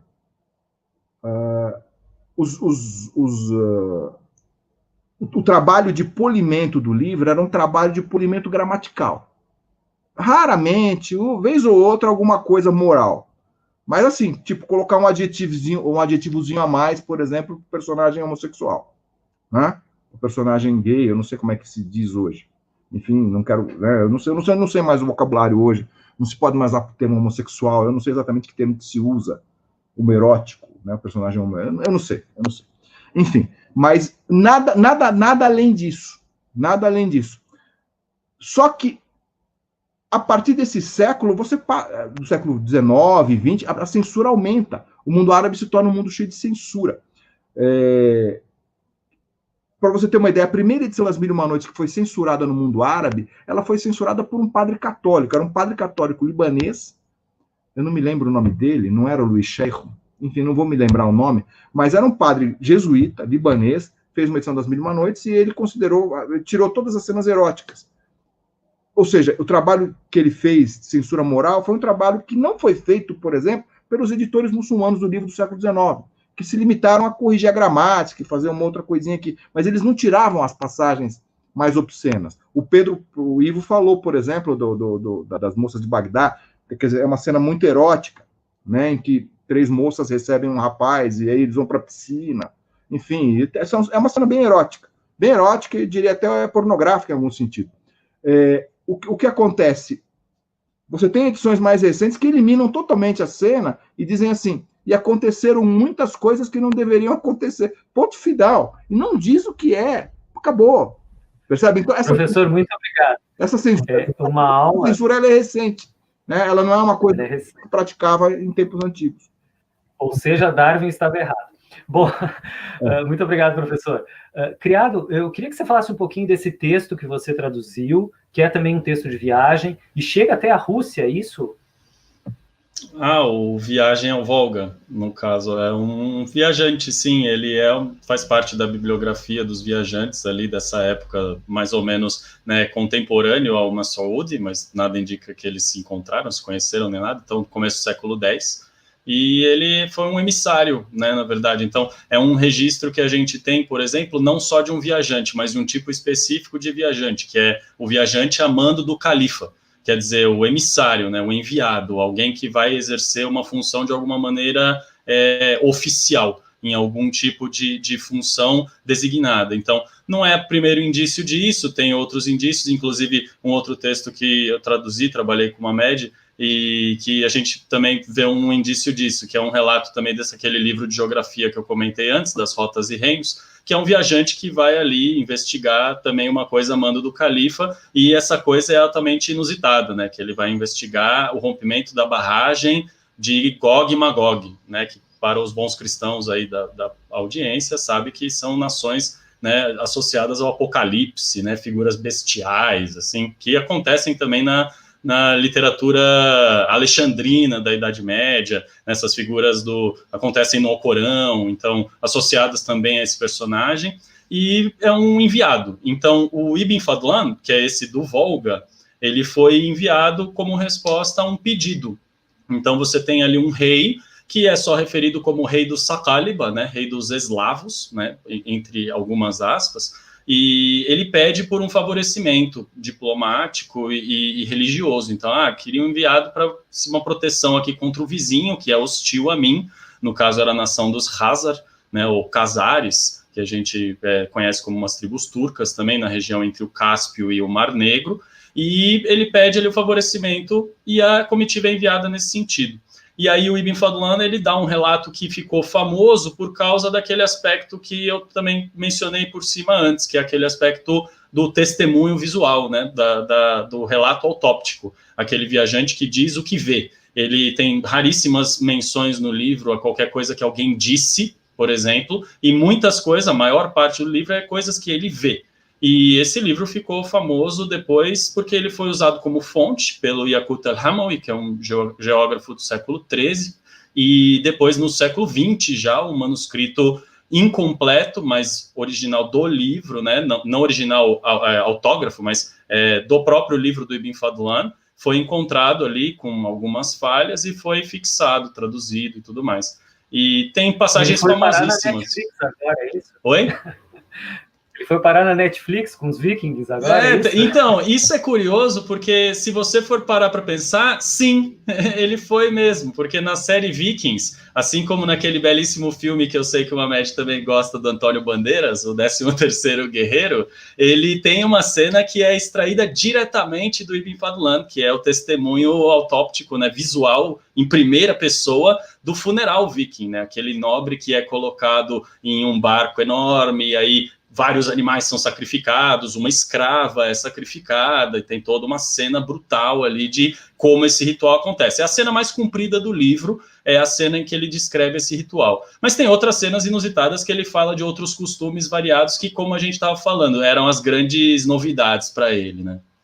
Então, só para ficar claro, esse texto não tem nada a ver com Mil e Uma Noites, é só porque você traduziu. Não tem nada a ver com Mil e Uma Noites. A princípio, ele não é um texto ficcional, mas como eu falei, a literatura de viagens, eu acredito em qualquer língua, nesse período, principalmente que a gente chama, em grandes aspas também, de Idade Média, ela é impossível de discernir, a maioria das coisas, o que é fictício e o que é verídico 100% do tempo, né? Como eu falei no começo, o primeiro enviado, ele assim, a missão dele é investigar o estado de conservação da barreira que contém Gog e Magog. Quem são Gog e Magog? São bestas da Bíblia e do Pentateuco e do Alcorão, sabe? Que quando a barreira se romper, o apocalipse virá, né? Isso é um indício. Então, isso é uma mistura, como um crítico que o Mamed também menciona na edição dele das Mil e Uma Noites, né, o Hossein Fauzi. Ele fala sobre essa mistura, né, como essas histórias, por exemplo, Simba, ou essas ideias associadas aos relatos de viagem e ao distante, ao desconhecido, são a mistura da realidade e da ficção. né? Porque tem as coisas que são mesmo um caráter impressionante. Então, o próprio Ibn Fadlan, ele fala de um corpo de um gigante. Ele fala, eu fui ali perto do rio, eu vi os ossos de um gigante. E aí você vê a descrição do gigante. Tem tantos metros, ele era da nação de Gog e Magog. E aí, quer dizer, tem toda uma história mitologizada por trás disso, uma fabulação, mas umas teorias modernas, por exemplo, o que impede isso de ser um contato medieval com um fóssil, por exemplo? É difícil, né, de definir assim, não é. Então é um processo que mistura essa fabulação e esse relato do desconhecido, uma coisa que é inusitada para a realidade desse muçulmano que nunca viu isso, nunca viu a aurora boreal, né? Ele fala, nossa, a aurora boreal são gênios brigando no céu, né? Os nativos disseram, são os Jin, que o Pedro estava falando, guerreando no céu. Quer dizer, são luzes coloridas. Eu achei muito interessante, um de vocês que escreveu assim, que há uma mistura de épicos iranianos, fábulas indianas e filosofia prática grega, já dando uma chamada para o de amanhã, né? Uhum. Bom, gente... Muito obrigado, Pedro. Primeiro, eu só queria, eu queria no final tocar nesse assunto, porque me parece que depois de 2003, da guerra do Iraque, de toda a publicidade governamental que foi feita, eu tenho a impressão que surgiu muita islamofobia também no mundo. Eu queria saber se vocês, não sei, uma média, talvez, se vocês perceberam isso, mais islamofobia, como tem sido viajar para esse mundo árabe, que tem sido em palco de guerras, de revoluções. Não sei se alguém quer comentar. Mamed? Bom, olha, depois de 2001, né, de fato a situação piorou bastante, né, mas piorou inclusive no mundo árabe. A última vez que eu fui para o Egito foi em 2015. E a última vez que eu saí do Brasil foi 2015, e eu passei maus bocados no aeroporto do Cairo, nunca tinha acontecido, e passei maus bocados também no aeroporto dos Emirados, né, de Dubai. Eles pediram, assim, veja, cheguei em Dubai, que eu fui São Paulo, Dubai, então cheguei em Dubai, todos os brasileiros alegremente passaram, quando chegou a minha vez, eu também estava alegremente pulando. Tudo bem, quando o cara viu meu nome, falou, não, volta. Não, volta, desse jeito, volta. E assim, fez sentar, esperar horas por nada. Eu teve um momento que eu fui, falei, o que está acontecendo? Falou, seu nome é suspeito de quê? É suspeito, volta. Fiquei sentado lá, ou seja, passei a noite inteira no aeroporto por nada. No Cairo, mesma coisa. No Cairo é pior, porque o Cairo é um país pobre, né? O Egito é um país pobre, então o cara queria que eu desse dinheiro para ele, porque disse que meu nome era suspeito. Agora não é suspeito de nada, é simplesmente serviço de segurança criando problema. Então você acaba, paradoxalmente, tendo mais problemas no mundo árabe até do que em outro lugar. É uma coisa. Agora tem um aumento disso, sim, sem dúvida, né? E você tem uma associação, quer dizer, a pessoa de origem. Quando eu era garoto, por exemplo, as pessoas de origem árabe eram chamadas de Salim, por causa do Maluf, ou então éramos vistos basicamente como comerciantes desonestos, né? E depois do 11 de setembro, pessoas de origem árabe passaram a ser vistas como terroristas, como pessoas violentas, como pessoas que vão explodir alguma coisa. Enfim, isso é essa coisa da generalização, né? Essa coisa da generalização que a gente comete o tempo todo, a gente faz o tempo todo isso, quando se trata de alguém de um grupo que nós não gostamos, né? Recentemente, teve o caso de uma política que dizem que está envolvida com o assassinato do marido, né? E eu já vi gente tentando generalizar e falar que todas as pessoas que são da religião dela praticam. Não é ela fez isso, né? Isso não significa que todos, né, os praticantes né, de uma determinada religião façam. Você percebe, quando você não gosta, você tende a generalizar procedimentos individuais para o grupo ao qual aquela pessoa pertence. Assim, é uma coisa que você vai encontrar nas várias esferas, né? Então, um jogo do Corinthians, alguém soltou um rojão e matou, o corintiano é tudo assassino. Você percebe? Quer dizer, quem vai falar isso? Quem não gosta deles, né? Então... Confessa, Mamed, desconfiasse que esses manuscritos do século XIII, na verdade, tem veneno, aí você está planejando aí uma... por exemplo. E queria que você contasse, você já passou por alguma situação nessas revoluções, nessas primaveras? Eu estava no Egito quando estourou a Revolução. Eu estava lá, né? E eu acompanhei aquilo, assim, acompanhei em loco. Eu tive o privilégio, não sei se, né, de assistir a Revolução, porque eu descia para a rua para ver o processo, né, as barricadas, a violência policial, jovens resistindo, gente chutando bomba de gás lacrimogêneo. Isso tudo eu vi, né? E eu lembro que foi um momento de muita esperança, porque, assim, os governos árabes, o governo Mubarak, por exemplo, era um governo carcomido, um governo corrupto, um governo do qual você não podia esperar mais rigorosamente nada. O cara estava no poder desde a década de 70, assim, um governo corrupto, já planejando ser substituído pelo filho, né? Enfim. E a Revolução, então, ela deu muita esperança. Ela deu muita esperança para a democracia no mundo árabe, enfim, para que o mundo árabe se insira numa coisa mais contemporânea, de uma democracia liberal, mas isso parece que não funcionou. O que você tem é uma regressão, enfim, é muito complicado, Alguém perguntou agora, a Grace Amaral, a islamofobia está crescendo cada dia, inclusive no Brasil, também soube do crescente na China. Está crescendo, eu acho que deve estar, mas não dê motivo, né? O que acontece na China, aqueles muçulmanos se organizam contra o governo central, e é um governo totalitário, é um governo que não vai permitir que eles se coloquem contra.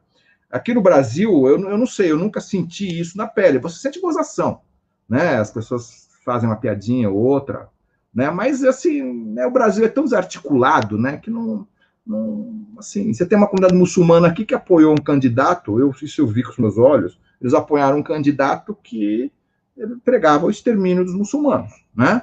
Entre outros grupos que ele queria exterminar, e apoiaram, porque eu vi, a colônia muçulmana apoiou, né? Então tudo que eu tenho a desejar é que ele faça com eles o mesmo que Hitler fez com os judeus. Desculpa, não posso esperar outra coisa. Como vocês apoiam e dão dinheiro para alguém que está dizendo, o cara está dizendo, olha, esse povo não vale nada, eu não gosto de árabe, muçulmano não presta, e os caras vão lá e votam nele, percebe? Então, não percebo... Ele é 53% da população, né, mais ou menos. Sim. Mas veja, mas ele não estava dizendo para os evangélicos, eu não gosto de vocês. Ele não estava dizendo para os católicos, eu não gosto de vocês. Ele não estava dizendo para os judeus, eu não gosto. Ele estava dizendo para os muçulmanos, eu não gosto de vocês. Eu queria mandar vocês embora daqui do Brasil, vocês são lixo. Vocês são uma porcaria, vocês não servem para nada, vocês são terroristas. Eu quero que vocês vão embora daqui, e votaram nele. Percebe? Quer dizer, enfim, claro, houve outros grupos também ofendidos por ele que votaram nele, mas no caso dos muçulmanos eu acho isso, assim, é a prova mais cabal da estupidez humana, né? Assim, para mim foi uma das coisas, um dos maiores choques, porque, sabe, o cara tá te socando na cara e você tá dizendo, eu voto em você. É muito complicado. A gente vai estudar durante anos, né, o que passou, porque tem gente que até agora, bom, enfim, mas para a gente finalizar, nós vamos ter que acabar. Queria que cada um de vocês desse, obrigado, professor, que cada um desse uma indicação, né, teve alguém aqui que pediu dicas de leitura, e que desse a sua conclusão final, assim, sobre as 1001 Noites, a importância. Você quer começar, Messiane?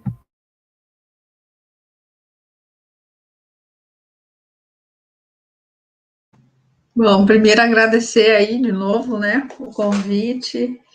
E, bom, para quem ainda não se aventurou, né, a embarcar e ler, que leia, assim, porque é realmente maravilhosa a leitura, é vertiginosa, te leva para lugares que atualmente não espera, assim. Tem um amigo meu que lê essa história, ele deu uma definição muito, muito escrachada, eu acho muito legal. Messiane, quando eu leio isso, às vezes parece que eu estou doidão.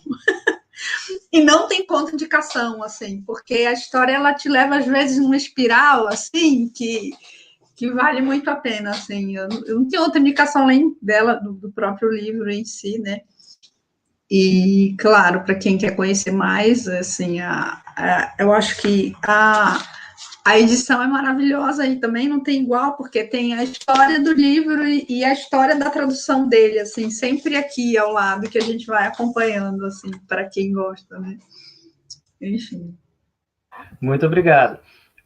Tem aqui, ó, Pela Democracia, dizendo, na Nova Zelândia, no ano passado, houve o primeiro atentado terrorista de sua história, justamente de um extremista de direita contra a população islâmica no país. Pois é, o imperialismo, né, precisa de um bode expiatório.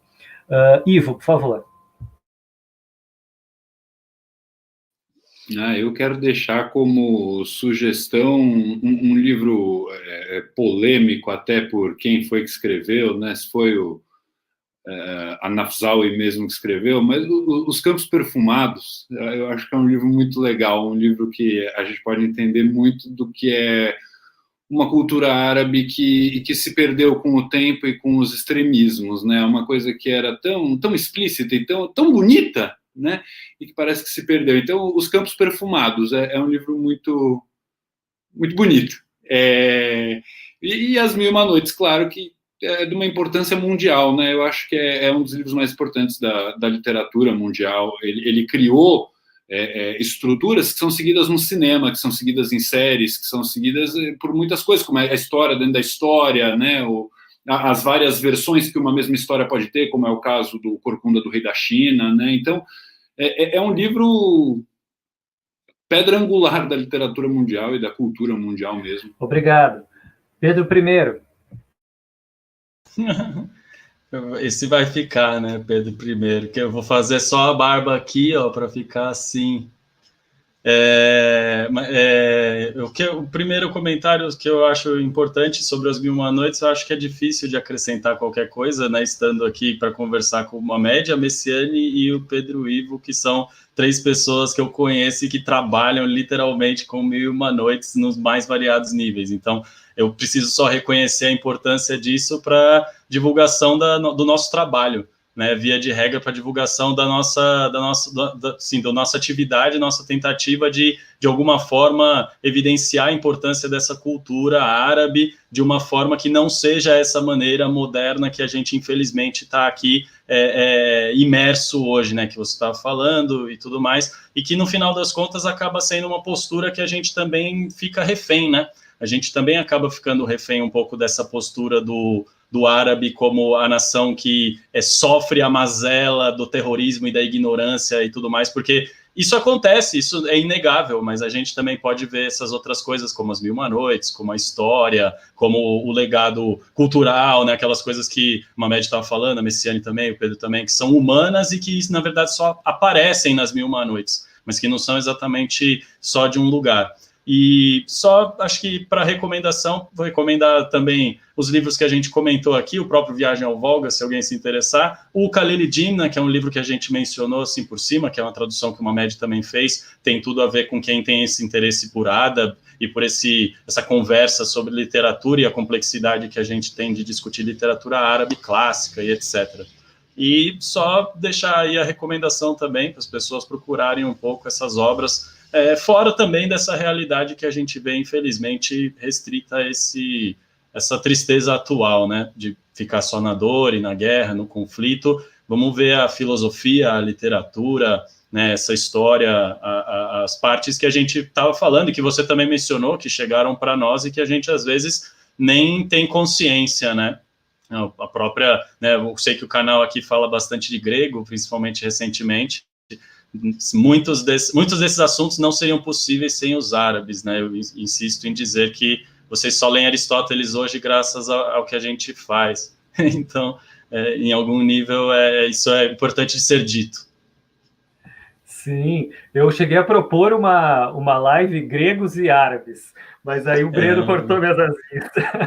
Ele disse que tem muito, muito ainda para ler, né? Ó, não, tô brincando, amanhã o Breno tá aí. Ó, a editora do seu livro é Carambaia, né? Que você é Carambaia, isso. A editora, né? Tá. Isso, Viagem ao Volga, Carambaia. Ok. Mamed, você agora, por favor. Oi. Olha, diferentemente de anos anteriores, décadas anteriores, hoje a bibliografia em português até que é boa, né? Então eu vou começar dizendo que é um livro que não fala exatamente dos árabes, mas fala da maneira como os árabes viam as coisas, e talvez isso fale sobre eles, né? Que é a tradução do Pedro aqui, olha. Olha só, Viagem ao Volga, uma edição bonita da Carambaia, tá certo? Bilíngue, né? Trabalho bonito, bem feito. Edição bilíngue, feita em árabe também. Saiu outra sabe? agora, né? Saiu outra edição. Eu estava comentando, mas não é bonito, tem uma edição da coleção nova lá que é mais barata, assim, mais padrão. Exato. Mas trabalho muito bem feito. E a primeira, e para os russos é importante, hein? Porque é a primeira vez na história que se fala dos russos. Os primeiros a falar dos árabes foram os russos, curiosamente. Aliás, os primeiros a falar dos russos foram os árabes. E, aliás, o que eu descobri só por curiosidade que você falou agora, o Relatos da China e da Índia, a primeira menção na literatura fora da China, a Shah. A Shah. Shah. Ah, tá. Né? Também, curioso, tá lá. Curioso. Olha, tem o livro desse autor alemão aqui, né? Saiu para uma editora portuguesa. Fica mais caro, mas poderia sair para uma brasileira. Ele é um esforço muito interessante de compreender o mundo do Islã, sabe? Eu acho que vale a pena. Agora, é um livro grande, é um livro com olha aqui, com os índices e tudo, ele tem mais de 800 páginas, né? Mas é um livro muito bem feito de alguém realmente, quando você percorre as páginas, você vê um esforço no sentido de compreender o Islã, de compreender a história do Islã, sem apriorismo, sem favoritismos e sem aquela condescendência, né? Que eu acho que é o que mais mata, né? A condescendência. E eu gostaria também de falar, eu estou falando de livro, né? Um gigante da literatura universal que fundou o conceito de literatura universal. Goethe, né? Aqui está o divã Oriento-Ocidental do Goethe. Goethe é um gigante, não tem o que falar, né? É um trabalho, eu conversei com uma das pessoas que supervisionou, que é o professor Marcos Mazzari, né? Ele recomenda, ele gosta é um trabalho muito bem feito, e aqui é Goethe falando de poesia persa, poesia árabe, e fundando, ou, enfim, reforçando o seu conceito de literatura universal, que é um conceito eminentemente democrático, né? Então é muito legal, sabe? Assim, eu fiquei muito feliz, estou percorrendo o livro, foi editado pela Estação Liberdade, né? Cujo dono é búlgaro, filho de búlgaro, veja que coisa curiosa, né? E, enfim, vale a pena. E haveria muito tempo, por exemplo, que eu não vou achar agora um livro da Imago, que já está esgotado, chamado Jesus Muçulmano, né? É interessante porque ele é de um Tarif Khalid. Do Tarif Khalid. Ele escreve, o que acontece? Ele pega tudo que se fala de Jesus na tradição clássica árabe e edita. Ele editou em inglês, né? E foi traduzido ao português. É interessante porque mostra como os muçulmanos têm um grande amor por Jesus e por Maria, que não são figuras, veja, estou falando da esfera especificamente religiosa, né? Então, o Jesus, para os muçulmanos, não é um ser desprezível. Não, Jesus, quer dizer, a divergência com os católicos, ela é uma divergência de base, porque no catolicismo você tem aquela coisa de Deus feito homem, enfim. O islamismo não, o islamismo vê Cristo como um profeta. Mas, de qualquer maneira, é uma valorização, né? E Maria, você tem, inclusive, um dos capítulos do Alcorão, ele tem o nome de Maria, né? Então, existe uma reverência. Assim, o livro é legal porque ele mostra uma reverência muçulmana em relação a Jesus. Eram os povos do livro, né? Os povos do livro tinham também, um respeito. Também, mas no caso de Jesus tem uma coisa forte, né? É que nem cruzadas, nem elas puderam, porque é canônico, né? No Islã, Jesus faz parte do cânone muçulmano. Então você não pode, quer dizer, o muçulmano vai lá e briga com o cristão, mas Jesus está lá, no cânone, ele não pode negar, né? Enfim, então, assim, e tem bastante. Se você procurar, a Grace fez uma pergunta aqui, ó. Qual o autor do livro Islã, por favor? Olha aqui, é um pesquisador alemão, eu vou colocar aqui na tela, ó, Hans Küng, eu queria que a pronúncia deva ser Küng, porque esse U com trema, né? Eu não sei, enfim, né? Passado, presente e futuro. Olha, eu não terminei de ler, estou lendo, estou pegando aos poucos, porque estou fazendo isso no meio de muitas outras coisas, mas, olha, admirável, muito bom mesmo, e você vê a diferença, por exemplo, em relação a um livro como esse, olha só, né? Por exemplo, Bíblia e Alcorão, é de um autor alemão também, né? O que os une, que os separa. Mas aqui, folheando, você percebe que o cara, o autor, que é um alemão, que é o Joachim Milka, ele toma embora ele faça, ele é mais condescendente, né? Ele é mais partidário porque ele é um militante cristão, né? É um livro bom, mas nem se compara a esse. Esse daqui é um livro muito bom. Agora é isso. Eu gosto também da Karen Armstrong, não sei. A Karen Armstrong, eu já considero que essa coisa da condescendência me incomoda, né? Ela é condescendente, eu não gosto.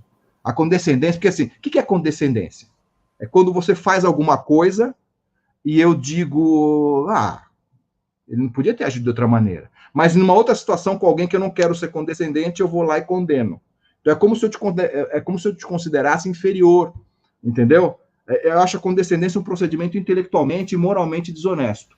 Porque ela foi uma freira, né? Ela tem até, de certa forma, pelo menos ela trouxe isso, né? Não, veja, o problema é a tendência do espírito, né, de ser condescendente. Né? Eu acho que ela é condescendente, eu não gosto. Assim, veja, mas eu não gosto de condescendência. Eu não suporto condescendência. Né? Assim, a gente vive uma situação em que as pessoas pedem o tempo todo. A condescendência, quando você é alvo da condescendência, você é colocado numa situação envelhecida, né? Você é aviltado. A condescendência avilta o objeto da condescendência. Eu estou avaliando o trabalho, os 3 foram meus orientandos. Aí eu falo, não, tá tudo, as vírgulas estão fora do lugar, mas é que, sabe, ele não pôde estudar.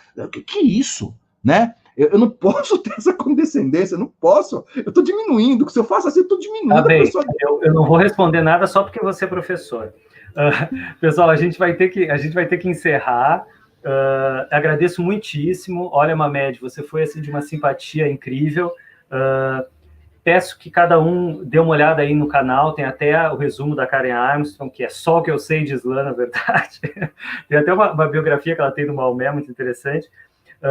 Amanhã nós temos Política no Mundo Helenístico, né, com os nossos habituês gregos, o Danilo, a Flávia e o Breno. Peço que vocês apoiem o canal se precisarem. Agradeço aos 2 Pedros, a Messiane, muito obrigado, foi incrível. Pessoal, um grande abraço então, obrigado pelos comentários. A gente se vê. Até mais. Boa noite. Tchau, boa noite.